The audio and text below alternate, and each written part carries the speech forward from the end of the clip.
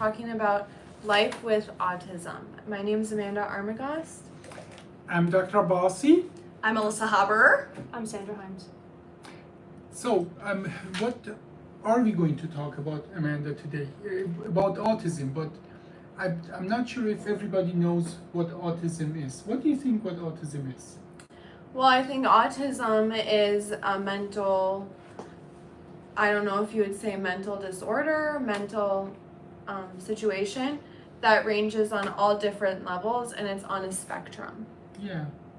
So, Alyssa, have you gone to school and you said you have some experience with autism as well, you know?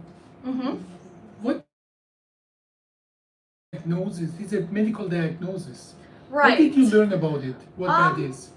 Just like all mental health diagnoses, they are changing so much by the day, by the week, by the year, and that's the same with autism. Typically, what I'm with the understanding of, a lot of it is done based on forms or definition of what unquote normal person would be and how they advance and how they excel socially, you know, with different skills, motor skills, fine motor skills, and then they use that as basically an average, and based on how children score on these types of sheets, that's kind of how they've been diagnosing autism, or kind of the spectrum that Amanda had talked about, based on these scores and their developmental. And autism was actually discovered about 150, 170 years ago, and based on a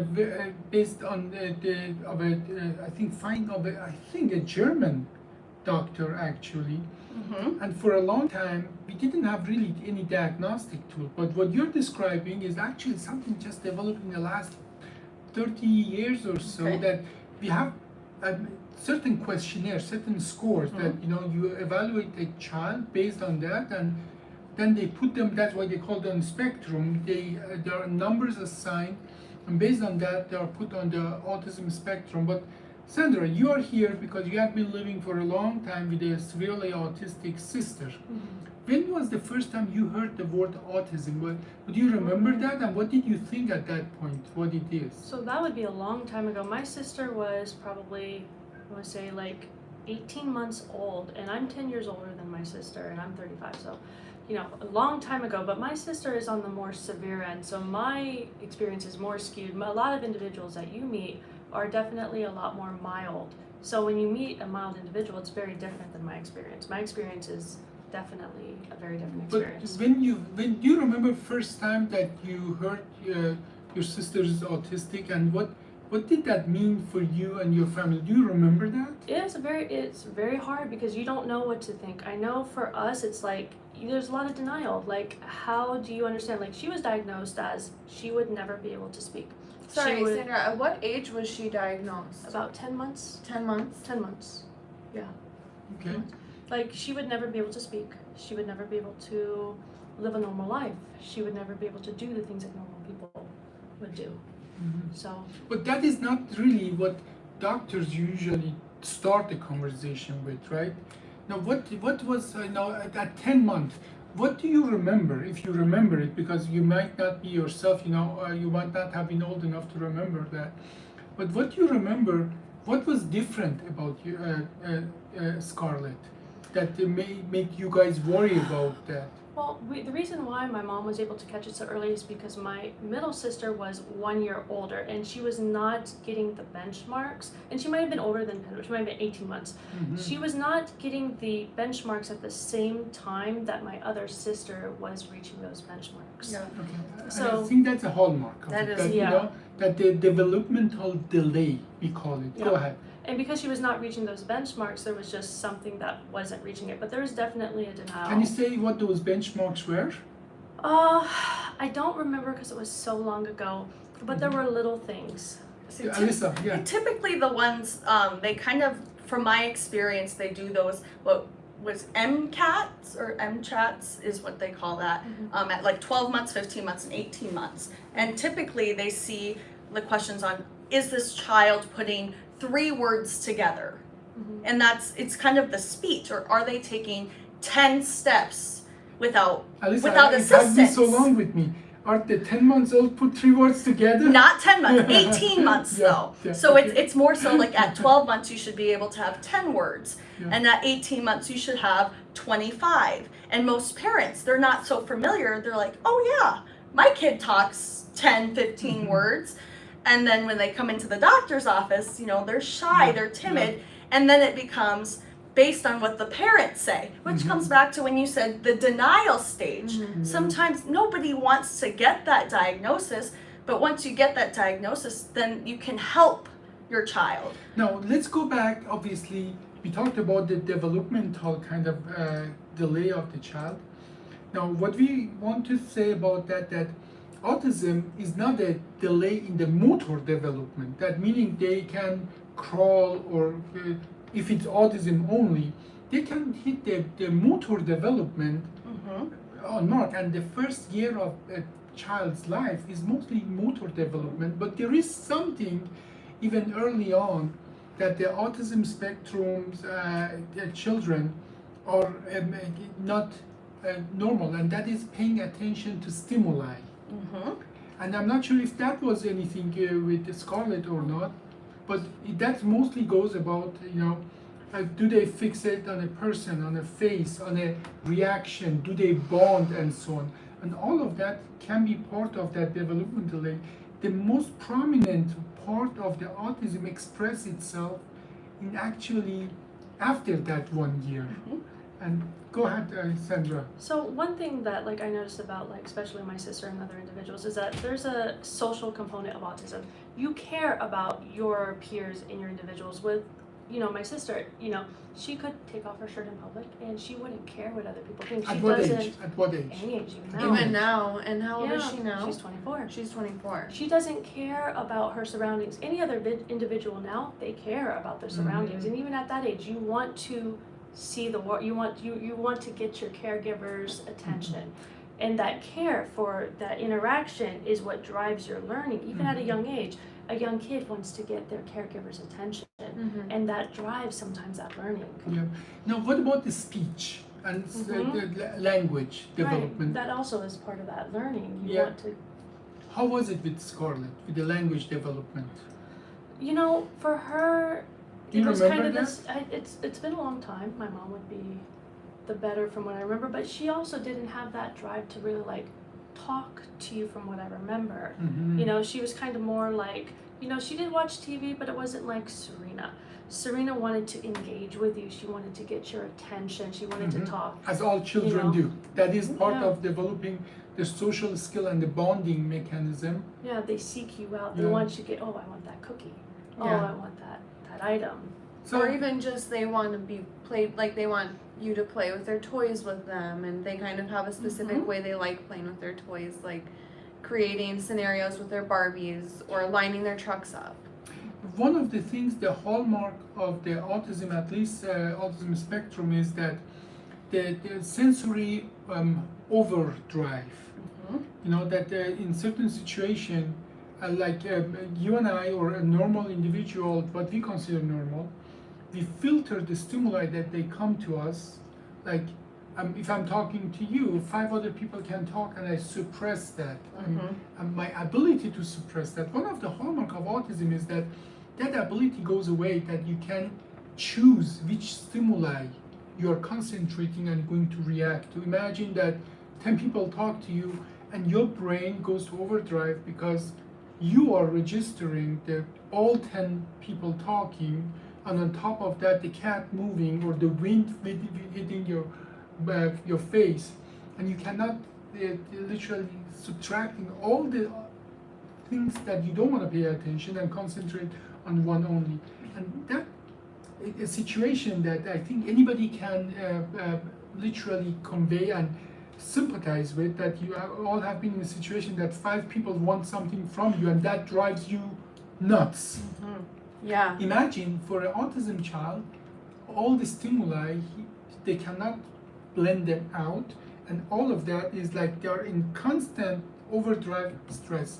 And some of that as well stress situation, it expresses itself in that outrage, in that in that anger. Can you So- describe some of So that for the me? best way that I would describe it is imagine you're in another country and you're dying of thirst. You're so thirsty, okay? And you're in France, okay? And you're trying to say, I need water, and you're dying of thirst. And you go to a place to get water, and you're like, I need water, and the guy points to a keyboard or everything else, and the water's right behind the counter. And all you need is that water. And an hour later, he's still pointing to everything else but the water. You're just gonna want to just go behind that thing and just shove him aside and grab the water. Tell me from experience, Getting there. what does Scarlett do in a situation like that? So I have learned a lot of ABA. I have learned a lot of things to prevent her outbursts. I spent a lifetime of training. But describe one of those outbursts. Her literally, outbursts the last that I one. prevent. Okay. She got mad because so I've done a lot, but her last one, she took, my dad was eating nuggets, so she took the glass, she smashed it down, and then she came to attack me. She pulled my hair, and then luckily I was able to carefully grab her, and we have a car that has a barrier, and we got her to the car and put her in the barrier, you know, where she sits, and she's happy when she's in the car because somehow she knows that she can't do anything, and then we put on the music for her, and then, you know, she It's like a sits there and safe it's full space air. for Yeah, her. it's a safe space for her, you know. Mhm. And the other one is like, for some reason she got really pissed when I give her a bath time at night. She just gets pissed. I don't know what it is, and there's something about the way the water comes out of the faucet. So I like to give her baths in the morning when it is not, when she's kind of groggy. Mhm. Yeah. Okay. She decided that she wanted to take the drawers out of her dresser and smash them against the wall. So now I need to fix the holes in the wall. So no. she becomes aggressive with stuff and Yeah. people. And people. And And sometimes people. herself. She decided to bite herself Okay. for whatever reason. So this is quite, you know, the severe spectrum of, you know, that. Mhm. And this is better. She used Yeah. to be much worse. She's better So now. what was worse? Describe that She for people u- who don't she- understand that. The She used actual to things do this. She did. She used to do this all the time. She had one stage about 2-3 years ago where she just was breaking glass, any glass, and we had almost like no plates in the house, Mhm. you know. And the thing is like we had an ABA specialist at that time, and you know, at one point I was like, you know what, just let her break the plates because she's doing it for attention. And this is an ABA specialist, and I'm telling her, hey, Yeah. I'm telling the ABA specialist, you know, she's doing it because she wants the reaction. Just let her break the plates. Let her break them, you know. Mm. So she's doing it for attention, and we're giving her attention, and that's why she's doing it. So Yeah. she needs practically at that stage. This is again, you know, the severe spectrum, and Mhm. and she needs 24/7 attention. She does. She does. So do you guys have like plastic plates in the house now, or do you replace the plates? Yeah. No, because this is the problem. This is what you have to understand. We could get plastic plates, but then she's going to find something else. Okay. Mhm. And the plates are easy to replace Plates are compared easy. to a mirror. But Or are Yeah. they dangerous when they break? that's what I was. Yes, they could be dangerous, but think about what could be worse. We had a chandelier. I had that removed. She could Yeah. She could Yeah. find other things that are a So lot the more environment dangerous. need to be in this situation need to be truly set, because this is not I cannot live in any normal house. This is There's the- almost no yeah. situation, but you know, Yeah. you do what you can. You know, like up in our upstairs house, we took outside doors and we have Mhm. locks on all the doors. Yeah. Yeah. You Let know, me ask you on the professional side. I'm sure you and your family have connected to professionals, Yep. child behavioral. we had so an on. ABA specialist. Yeah. Mhm. And what's ABA specialist? So when you have an individual who is as severe as Scarlett, you have a special way that you have to train them. You can't train them because you can't sit there and say, hey, that wasn't Mhm. nice. Yeah. You can't do that. Please don't do that. It doesn't work. You have to take the behavior and you have to look at it and assess it. Okay? So when Scarlett breaks the glass, if I rush over and say, no, don't do that, what is she going to do? She's Do going to it. do it more. So you have to look at it, and if she wants to break the glass, that's fine. Let her break the glass. And then when she's done, you clean it, or you know, you try to prevent. So the best thing to do is to prevent the behavior before it happens. Okay. If I notice that Scarlett's going yee, I'm gonna say, hey Scarlett, you know what?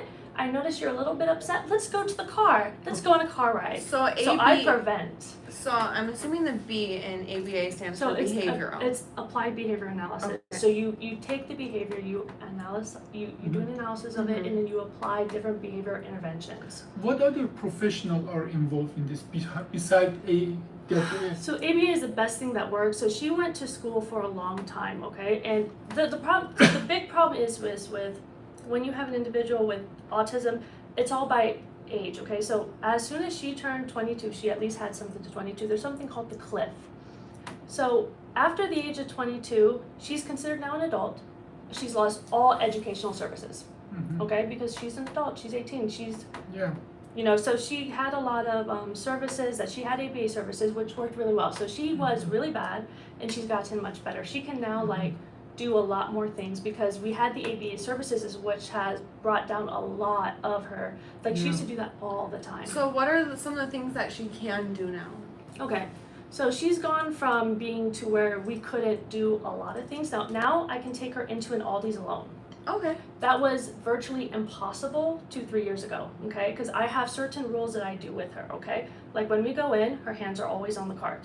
If she deviates from it, she goes to the cart, she gets nothing. But if she listens and she follows her rules, she can get her cheese, she can get the things she wants. So it's positive reinforcement versus negative reinforcement, Well, where you're giving something versus so, okay. taking it. It's both. It's It both. works. Yeah. But this is the thing, if she deviates, she gets nothing, and she gets taken out the situation, she doesn't get what she wants. Now, I have to get her out the situation, so I might buy the candy for her, but she's not getting it when she gets out the situation. The hardest part of that situation isn't her throwing the tantrum and me pulling her out the store, it's when people stop and look. It's when people whisper, okay? Because it's an embarrassing situation, but like people are whispering and they might think that like, oh, can you help us? Like, no, just pretend you don't see this. You know? I think that is a big point that needs to get out into the world. When we kind of think of more disabilities, a lot of the time you can see it. If someone, you know, is not verbal, they may have the sign language, you know, or if they can't walk, they have a wheelchair, you know, you can kind of see that. Yeah. Autism is very different when it Yeah. comes to that, is that they look just like us. Yeah, and I admit The it's easier physical now. appearance, like you had said, they get older, they get stronger, Yeah. they age just like the rest of us do. Yeah.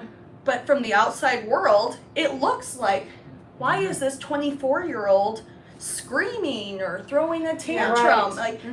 I mean, eventually, you know, people probably notice that this is a special situation. But yeah, it is embarrassing for everybody. But my question was actually, are they doctors or child pediatrician or psychologists, or have they been involved So yes, in it's Scarlett's care? it's always funny because when we first go to a doctor, like they're always at first they're always a little bit skeptical, but then always like they always come to our side because they see how much work that they do. They're all the doctors that we've had for the most part are amazing, you know. But there's only so much that they can do, you know, because when you have someone who is like Scarlett cannot self-report.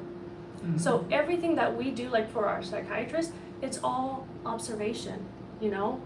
There's not so much that a doctor can really do except support us What as about well. what about, you know, like medication and so on? So like with Scarlett, everything is just observational, you know, like, so I'll tell you what would help for us. Like when we take Scarlett to a doctor's office, you know,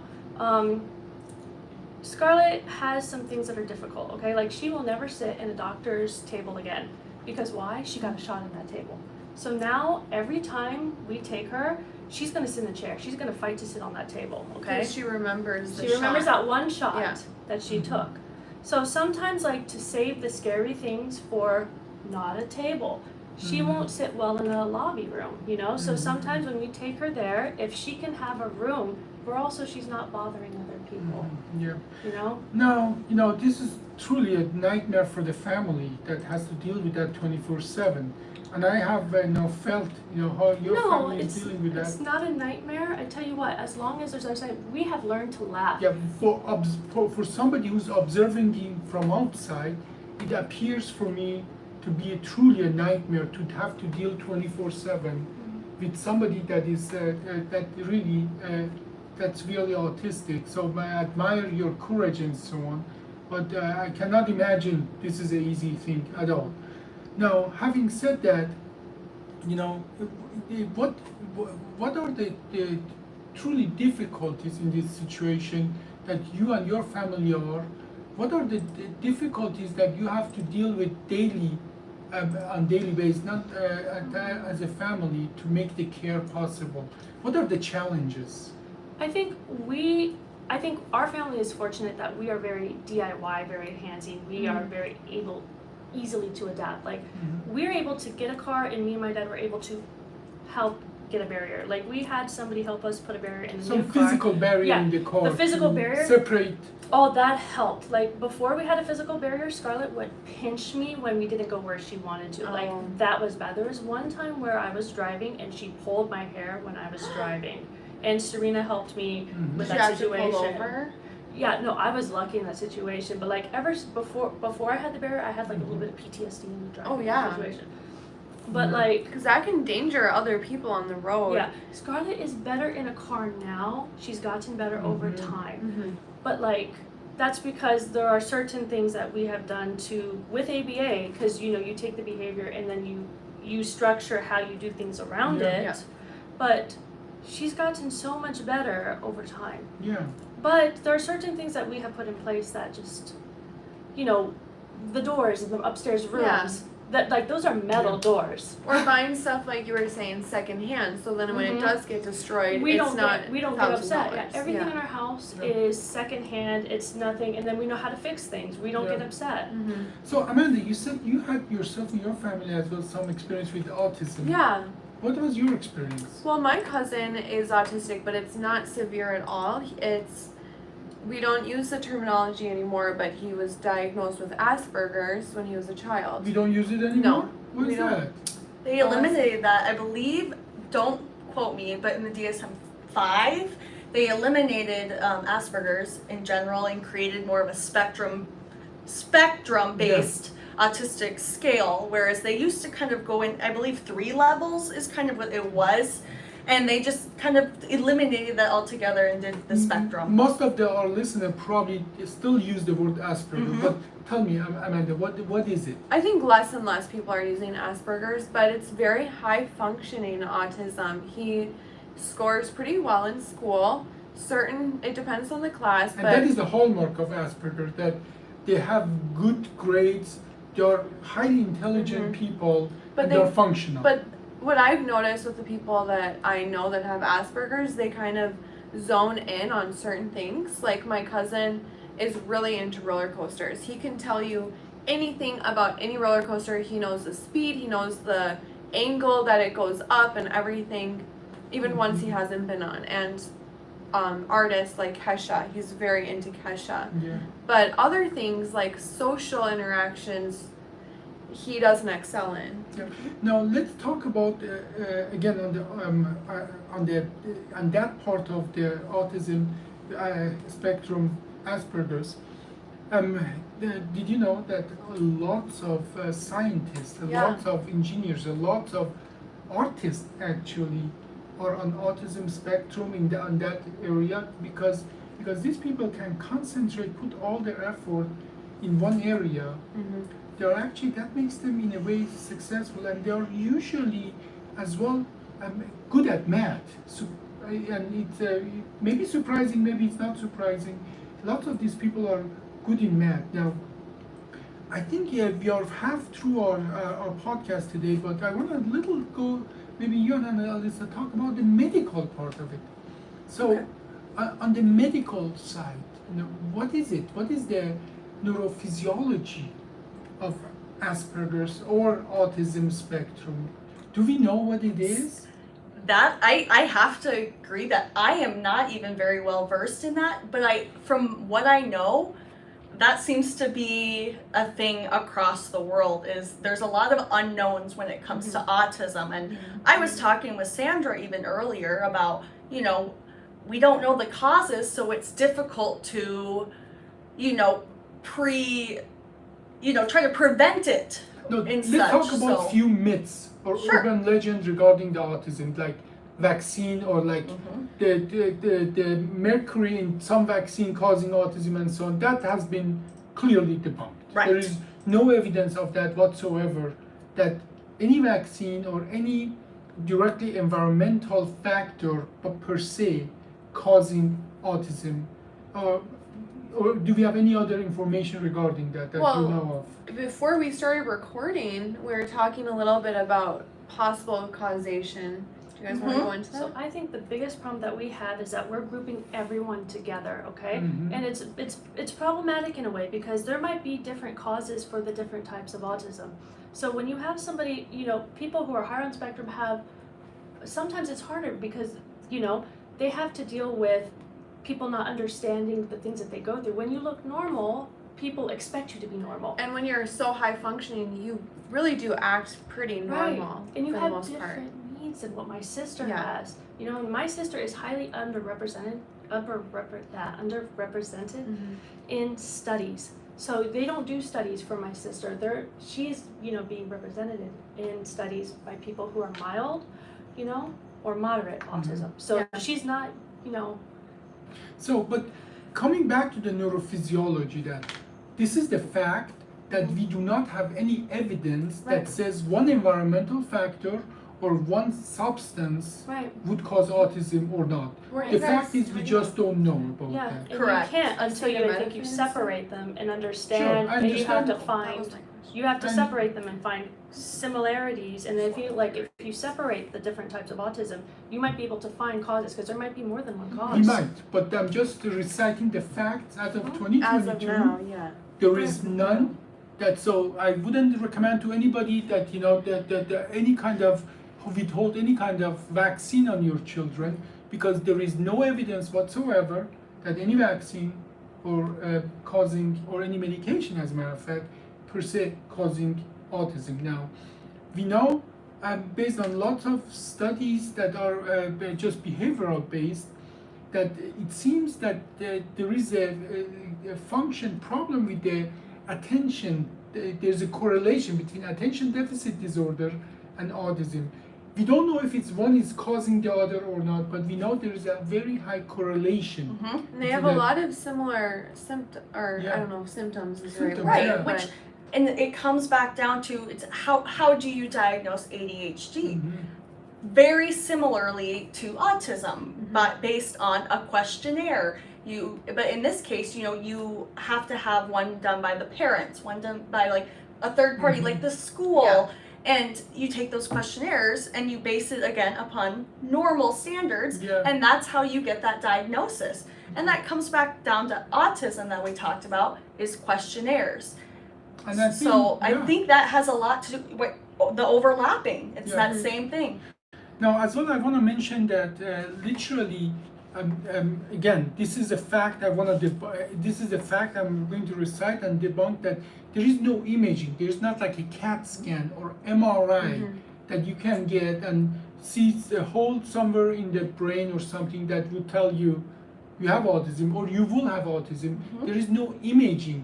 And as well, another thing that I think is important for people to know, there's not a lab test. Like, you don't measure anything anywhere, including in the spinal canal Even or CSF. chromosomes. No, Genetically, there isn't. there's nothing. Now, there are correlations between some genetic disease and somebody that have gone through medical education. Do you want to discuss, Alyssa, what's the difference between causation and correlation?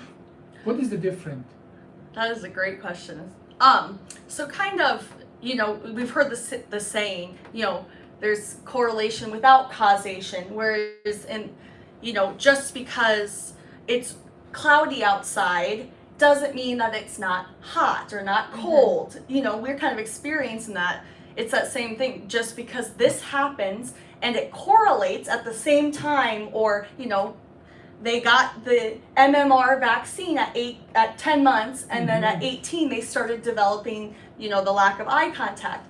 They made that correlation, but just because, the timing might be there doesn't mean that there's causation behind it. That doesn't mean that that's the cause of it.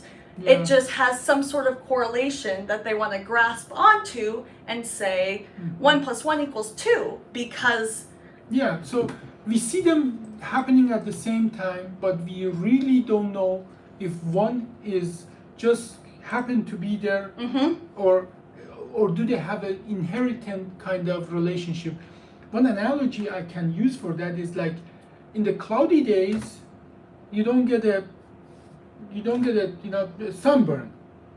Now, in this case, you can argue that it's causative. If there is cloudy, you don't have sun, then you don't get a tan, or you don't get a sunburn. This is a causative kind of thing. But but it's something like in the cloudy days, there are more people out there. Is it? I'm sorry. In a cloudy day, there are less people out there. Now, you could argue that because it's cloudy, rainy, people go out less. Is it? Is it truly related that one drives the other or not? Right.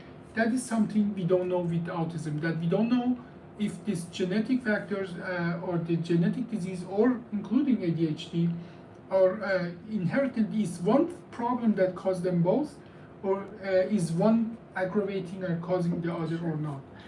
Now, we have more questions than answers. Correct. And that truly states our level of understanding about autism.